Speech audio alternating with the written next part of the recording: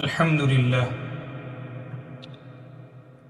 لله نحمده ونستعينه ونستغفره ونؤمن به ونتوكل عليه ونعوذ بالله من شرور أنفسنا ومن سيئات أعمالنا من يهد الله فلا مضل له ومن يضلل فلا هادي له وأشهد أن لا إله إلا الله وحده لا شريك له وأشهد أن محمدًا عبده ورسوله اما بعد۔ معزز حضرات، بزرگوں، نوجوانوں اور عزیز بھائیوں، اللہ رب العالمین احکم الحاکمین نے جنوں اور انسانوں کو اپنی عبادت کے لیے پیدا فرمایا ہے۔ قرآن پاک میں اللہ تبارک و تعالیٰ کا ارشاد ہے وَمَا خَلَقْتُ الْجِنَّ وَالْإِنسَ إِلَّا لِيَعْبُدُونَ، ہم نے جنوں اور انسانوں کو صرف اور صرف اپنی ہی عبادت کے لیے پیدا کیا ہے۔ عبادات کی مختلف اقسام ہیں، مثلا قولی عبادت، فعلی عبادت اور مالی عبادت۔ مالی عبادات میں ایک اہم ترین عبادت قربانی ہے، جس کو سنت ابراہیمی بھی کہا جاتا ہے، کیونکہ سیدنا ابراہیم علیہ السلام ہی سے اس عظیم عبادت کی ابتدا ہوئی۔ نبی کریم صلی اللہ علیہ وسلم نے بھی مدینہ منورہ کی طرف ہجرت کرنے کے بعد 10 سال تک وہاں قیام فرمایا اور مسلسل پابندی کے ساتھ ہر سال بلا ناغہ قربانی کا اہتمام کیا۔ قربانی کی اہمیت کا اندازہ حضرت نبی کریم صلی اللہ علیہ وسلم کے ان ارشادات سے لگایا جا سکتا ہے۔ نبی کریم صلی اللہ علیہ وسلم کے ارشادات ہیں، آپ نے فرمایا قربانی اللہ تعالیٰ کا محبوب ترین عمل ہے۔ قربانی کے جانور کا خون زمین پر گرنے سے پہلے اللہ تعالیٰ کی رضا اور مقبولیت کے مقام پر پہنچ جاتا ہے۔ قربانی کرنا حضرت ابراہیم علیہ السلام کی سنت ہے۔ کہیں آپ نے فرمایا جانور کے ہر بال کے بدلے ایک نیکی ملتی ہے۔ جانور اگر اون والا بھی ہو تو ہر اون کے بدلے ایک نیکی ملتی ہے۔ جانور کے خون کے ہر قطرے کے بدلے ایک نیکی ملتی ہے۔ قربانی کے جانور کے خون کا پہلا قطرہ زمین پر گرنے سے پہلے ہی قربانی کرنے والے کی مغفرت کر دی جاتی ہے۔ آپ نے یہ بھی ارشاد فرمایا قربانی کے جانور قیامت کے دن پل صراط پر سواری ہوگا۔ قربانی کا جانور اللہ تعالیٰ کے نزدیک مال کے تمام مصارف میں سب سے محبوب ترین مصرف ہے، یعنی جتنی جگہ مال خرچ کیا جا سکتا ہے ان تمام جگہوں میں سب سے پسندیدہ جگہ قربانی ہے، جہاں اللہ تعالیٰ کو مال کا خرچ کرنا سب سے زیادہ پسند ہے۔ آپ نے یہ بھی فرمایا خوش دلی کے ساتھ اجر و ثواب کی نیت سے قربانی کرنے والے کے لیے قربانی کا جانور جہنم سے حجاب یعنی رکاوٹ بن جائے۔ ارشاد فرمایا قربانی کے جانور کا خون، گوبر اور اون سب کچھ نیکیاں بن کر میزان عمل میں قیامت کے دن حاضر کیا جائے گا۔ قربانی سے متعلق بیان کردہ اس عظیم اجر و ثواب اور بلند مرتبہ فضائل و برکات سے محروم اور لاپرواہ رہنا ایک مومن کی شان ہرگز نہیں ہو سکتی۔ لہذا ہر صاحب حیثیت مسلمان کو اس کار خیر میں نہایت شوق اور رغبت سے حصہ لینا چاہیے اور اس کو اپنے اوپر بوجھ یا بار گرا ہرگز نہیں سمجھنا چاہیے۔ میرے عزیز بھائیوں اور بزرگوں، یہ بات بھی ہمارے ذہن نشین رہنی چاہیے کہ قربانی محض جانور ذبح کر دینے کا نام نہیں ہے، بلکہ قربانی اخلاص، اطاعت، نظم، تقوی اور انسانی حقوق کا مظہر ہے۔ لیکن افسوس، ہم میں سے اکثر لوگ قربانی کا ظاہری پہلو تو اختیار کرتے ہیں مگر اس کے ساتھ جڑی ذمہ داریوں سے غافل ہو جاتے ہیں۔ عموماً قربانی کے دنوں میں بہت سے مسلم محلوں میں یہ دیکھنے میں آتا ہے کہ لوگ قربانی تو کرتے ہیں لیکن صفائی ستھرائی کا خاص اہتمام نہیں کرتے، جس کی وجہ سے قربانی کے بعد گھروں کے باہر جانوروں کا خون ملا ہوا پانی بہتا رہتا ہے۔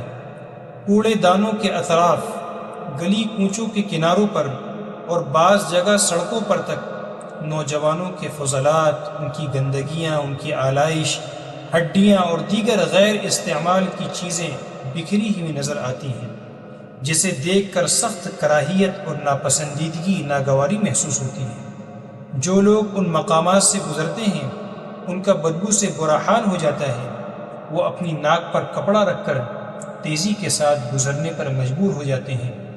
اس سے راہگیر یعنی راستہ چلنے والے بڑی تکلیف محسوس کرتے ہیں، اور فطری بات ہے کہ گندگی اور بدبو اور تعفن دیکھ کر آدمی کا سر چکرا جاتا ہے اور اس سے بڑی اذیت ہوتی ہے، مگر ان کی تکلیف کی طرف عموماً عام لوگوں کو خیال نہیں جاتا، اور خاص کر وہ لوگ جو اپنے ارد گرد سال بھر صفائی کا اہتمام نہیں کرتے، انہیں تو بالکل بھی اس کا احساس نہیں ہوتا۔ محلے کے بعض سنجیدہ قسم کے لوگ یا راہ چلنے والے اگر ہمت کر کے دبے الفاظ میں اس بات کی شکایت کرتے ہیں تو الٹا چور کوتوال کو ڈانٹنے کے مصداق انہیں ہی کھری کھوٹی سنائی جاتی ہے، اور ان پر سخت برہمی غصے کا اظہار کیا جاتا ہے۔ بلکہ بعض نادان تو اپنی غلطی اور کوتاہی کا اعتراف کرنے کے بجائے ان کے سر پر قربانی کے مخالف ہونے کا الزام تھوپ دیتے ہیں۔ اس پر سخت قسم کے فقرے کسے جاتے ہیں۔ وہ بیچارہ ان لوگوں کی ان حرکتوں پر حیرت میں پڑ جاتا ہے اور وہاں سے سر جھکائے خاموشی سے نکل جاتا ہے۔ اسے سمجھ میں نہیں آتا کہ انہیں کس طرح سمجھائیں کہ جس طرح قربانی کرنا عبادت ہے، اسی طرح صفائی ستھرائی بھی ایک عبادت ہے، اور جس طرح قربانی کا عمل واجب ہے، اس طرح لوگوں کو ایذا پہنچانے سے بچانا، لوگوں کو تکلیف پہنچانے سے بچانا بھی واجب ہے۔ نبی کریم صلی اللہ علیہ وسلم کا ارشاد ہے، الطہور شطر الایمان، یعنی صفائی نصف ایمان ہے، آدھا ایمان ہے۔ جب یہ بات عام حالات میں اتنی اہم ہے، یعنی صفائی ستھرائی کا خیال رکھنا عام حالات میں جب اتنی اہم ہے، تو اندازہ کیجئے کہ جب ہم اللہ کی راہ میں قربانی جیسے عظیم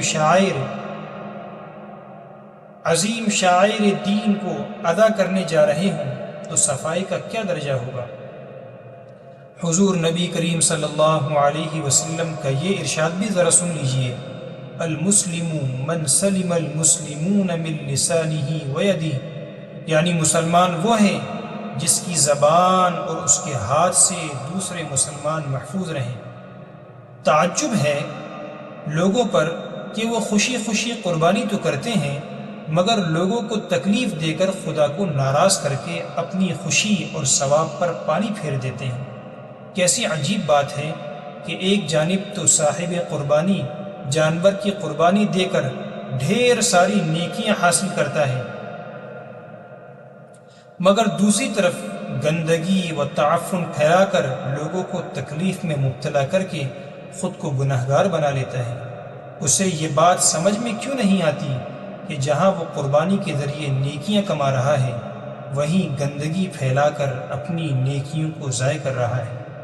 پھر ہم ہندوستانی مسلمانوں کو یہ بھی یاد رکھنا چاہیے کہ ہم جس ملک میں بستے ہیں وہ مختلف مذاہب کے ماننے والوں کا دیش ہے، اور اس کے بہت سے بلکہ تقریباً ہی شہروں اور ان کے محلِ جات میں مختلف مذاہب کے لوگ مل جل کر رہتے ہیں۔ ایسے شہروں اور محلوں میں خصوصاً عید و تہوار کے موقع پر ایک دوسرے کا لحاظ کرنا ہمارے لیے ضروری ہے۔ ایک دوسرے کی رعایت ہی سے محبت و چاہت کی فضا قائم رہتی ہے اور انتشار کو پنپنے کا موقع نہیں ملتا۔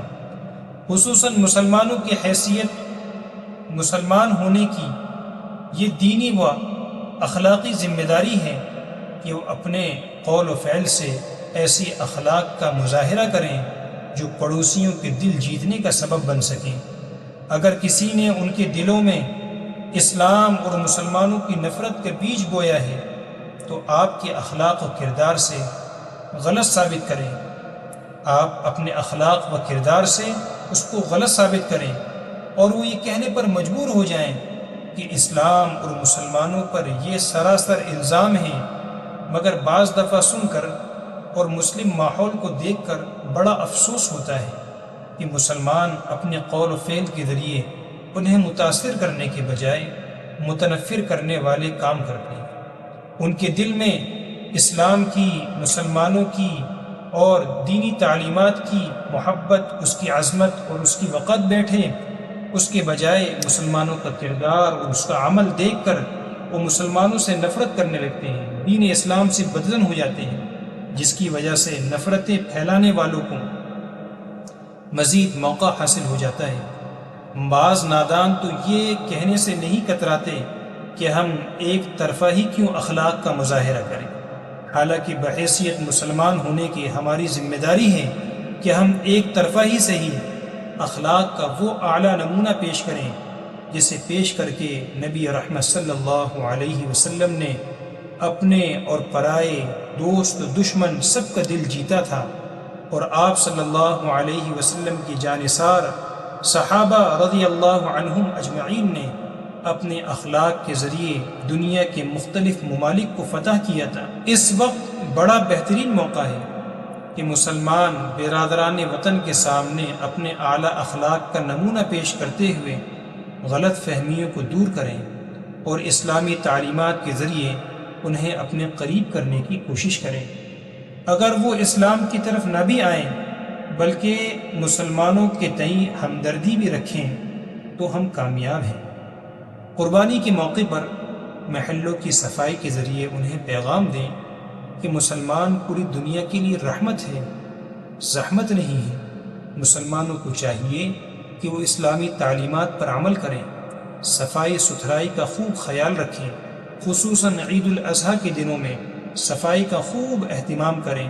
کم از کم اپنے اپنے محلوں میں اپنے اپنے طور پر صفائی ستھرائی کا اہتمام کرتے ہوئے ایک اچھی مثال قائم کریں، ایک ایسی مثال جو دوسروں کے لیے ترغیب کا باعث بنے۔ اللہ تعالی ہم سبوں کو عمل کی توفیق مرحمت فرمائیں، آمین یا رب العالمین۔ وآخر دعوانا ان الحمد للہ رب العالمین۔